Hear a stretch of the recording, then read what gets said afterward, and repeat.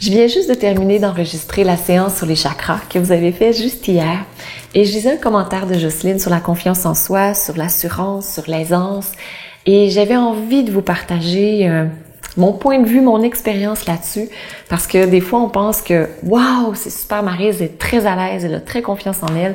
Ça a toujours été comme ça. » Eh bien, vous allez voir que non. Je vous partage avec des preuves que ça n'a pas toujours été comme ça.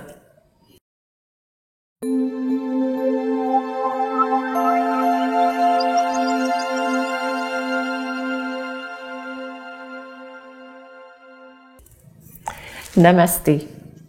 Je suis Maryse Lehoux, fondatrice de Diva Yoga. C'est un plaisir de vous accueillir sur la chaîne de Diva Yoga. Si vous n'êtes pas encore abonné, allez-y, abonnez-vous juste en dessous, cliquez j'aime, c'est-à-dire cliquez s'abonner. Ensuite de ça, il y aura une petite cloche et cliquez sur la cloche aussi. Puis évidemment, en passant, cliquez sur j'aime. Pourquoi pas, hein? Absolument, c'est une super bonne idée. Donc aujourd'hui, je lis le commentaire tout d'abord de Jocelyne que j'ai reçu. Merci Maryse pour les encouragements, vous êtes magnifique. J'aimerais tellement avoir votre confiance, votre aisance. Mille merci Jocelyne. Donc un commentaire qui a été que Jocelyne a laissé sur la chaîne YouTube. Puis ça m'a réveillé quelque chose en dedans de moi. J'avais absolument besoin de vous le partager. Parce que lorsqu'on me voit maintenant, je pense j'ai créé, produit à peu près 2000 vidéos, peut-être un petit peu moins ou un petit peu plus, mais c'est énorme. qu'on soit 1980 ou qu'on soit 2020, c'est 2000, c'est énorme pour moi d'avoir créé toutes ces vidéos. Donc il y en a plusieurs qui sont sur YouTube, mais j'en ai aussi énormément dans les programmes que j'ai créés, donc plus d'une quarantaine de programmes que j'ai créés, plus la formation professorale aussi, bien évidemment. Puis, on peut se dire, ben Maryse, pour elle, c'est facile, elle a toujours eu confiance en elle, pas de souci, elle est d'un naturel, donc elle est née comme ça. Et si vous saviez, comme je suis pas née de cette façon-là, je vais bientôt vous donner un lien pour que vous puissiez aller voir de vous-même que c'était pas ainsi. En fait, moi, j'avais pas du tout confiance en moi. J'avais aucune aisance face à la caméra, devant un groupe. Puis si vous en doutez, vous allez voir la caméra. C'était pas tellement mieux devant un groupe non plus. En fait, lorsque j'étais adolescente, que je devais faire une présentation orale devant la classe, oh mon Dieu, c'était, je vous le jure, il y avait peut-être la deuxième rangée qui pouvait m'entendre, c'était tout, parce que ma voix ne portait pas, parce que j'étais extrêmement timide, je lisais carrément les cartons que j'avais, j'étais incapable, vraiment incapable de me rappeler ce que j'avais à dire, tellement le stress était élevé. J'avais la sueur dans le dos. Quand je revenais m'asseoir après ma présentation, j'étais rouge comme une tomate. C'est fou. C'était fou. Puis, lorsque j'ai fait ma formation professorale de yoga, je vous l'ai déjà dit, mais après la première pratique d'enseignement, lorsqu'on m'a demandé « Qu'est-ce que tu as aimé de ta séance? » Ma seule réponse, c'est en anglais, je faisais ma formation, ça a été « I did it! » Comme « Je l'ai fait! Je l'ai fait! » C'était un exploit pour moi parce que je me dirigeais pas pour l'enseignement, encore moins pour l'enseignement du yoga. J'étais juste là pour moi, pour mon développement personnel. Et le fait de faire la formation m'a aidé à aller devant une classe. Et par la suite, le fait d'être devant la caméra m'a encore plus aidé à me sentir à l'aise et à me dire... En fait, c'est mon ego qui m'empêche de partager ce que j'ai à partager à plein de gens. Pourquoi je me limite ainsi? Donc, pourquoi? En fait, c'est une super bonne question. Pourquoi développer sa confiance en soi? Parce que si on le fait pas, ça nous limite. Ça nous limite dans notre vie professionnelle. Parce qu'on n'ose pas, par exemple, faire des nouveaux projets, parce qu'on n'ose pas demander une augmentation de salaire. Ça nous limite parce qu'on n'ose pas aller dans notre plein potentiel puis faire des choses qu'on adore.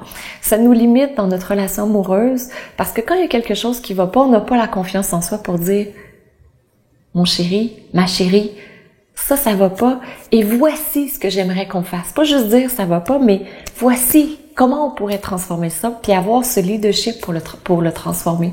Puis ça vient de notre confiance en nous. C'est vraiment, vraiment important.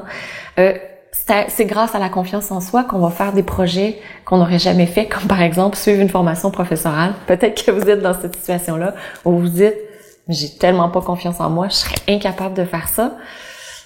pensez-y à nouveau. Et là, ce que je vous invite à faire, je vais vous mettre le lien. Donc, il va apparaître ici probablement. Là, il y a un petit i, je pense, ou encore en dessous dans les commentaires, dans la description. Ce sera le premier lien que vous aurez. Donc, allez-y voir ma première vidéo. Donc, c'est une vidéo que j'ai tournée en 2009. Je pense que j'ai fait 30 prises minimum. Ça m'a pris des heures à filmer ça. Ça dure 4 minutes. Puis vous allez voir quand vous dites « Ah, Maryse, toi, t'es tellement à l'aise quand tu nous parles à la caméra. » Vous allez voir qu'en 2009, c'était pas ici. J'ai fait énormément de transformations. J'ai appris encore plus à m'observer. J'ai appris à être à l'aise avec moi-même. Puis vous allez voir là, lorsque vous allez écouter cette vidéo, il y a 2 buts. En fait, il y a un but pédagogique où vous allez apprendre la respiration alternée parce que c'est ce que j'explique dans cette vidéo. Mais vous allez voir aussi comment j'étais pas à l'aise, au départ. Ça faisait quand même plusieurs fois que je répétais, donc j'aurais dû être de plus en plus à l'aise. Ça faisait plusieurs fois que je faisais la respiration alternée. Donc effectivement, j'aurais dû être plus à l'aise à ce moment-là.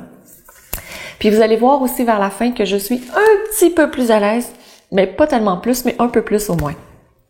Puis vous pourrez comparer avec maintenant qui je suis. Donc en fait, à ce moment-là, j'avais des voiles qui m'empêchaient d'être moi-même. J'avais pas confiance en moi.